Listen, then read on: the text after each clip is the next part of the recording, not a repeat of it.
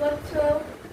আমি তোমাদের কাছে এখন ডালের শুক্তোর রেসিপি নিয়ে আসলাম।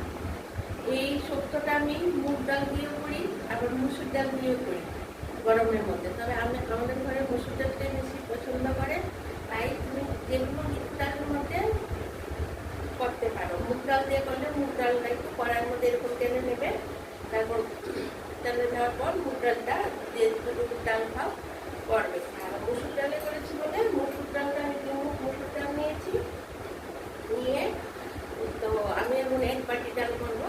1 বাটি জল দিয়েছি। আর পেঁপে এরকম এরকম সাইজ করে পেঁপেটা কেটে নিয়েছি, আর উচ্ছে কেটে নিয়েছি। তারপর উচ্ছে কেটে নিয়ে ডালটাকে একবার আগে সেদ্ধ করে নিয়েছি কুকারে। যদি তোমরা কড়াইয়ে করো কড়াইয়ে, তাহলে ডালটা দিয়ে তুমি ফুটতে দেবো, তুমি খেতে দেবে, তার জন্য ডালটাকে সেদ্ধ করে নিয়ে ডালটাকে ফুটে নিয়েছি মানে কুকারে। আর যদি কড়াইয়ে করো তোমরা কড়াইয়ে করে নেবে। তারপর ওই উচ্ছে আর পেঁপেটা কিন্তু কোনো ভাজা ভাজা না, এই কাঁচাটাকেই ঢেলে মানে ডালটার মধ্যে দিয়ে দিয়েছি, দিয়ে সময় তো নুন দিয়েছি,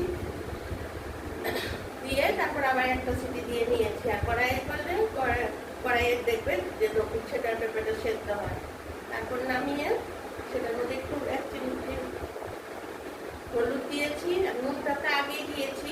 আর শুক্তোর মধ্যে তো লঙ্কা দেয় না, তবে আমি একটা লঙ্কা দিয়েছি। আর এখানে আমি ইয়ে করেছি, তেলটা গরম করছি, আর তেলের মধ্যে আমি শুকনো লঙ্কা দিয়ে দেবো। দিয়ে লঙ্কাটা পুরো গরম হবে, কিন্তু ন্যাচারালি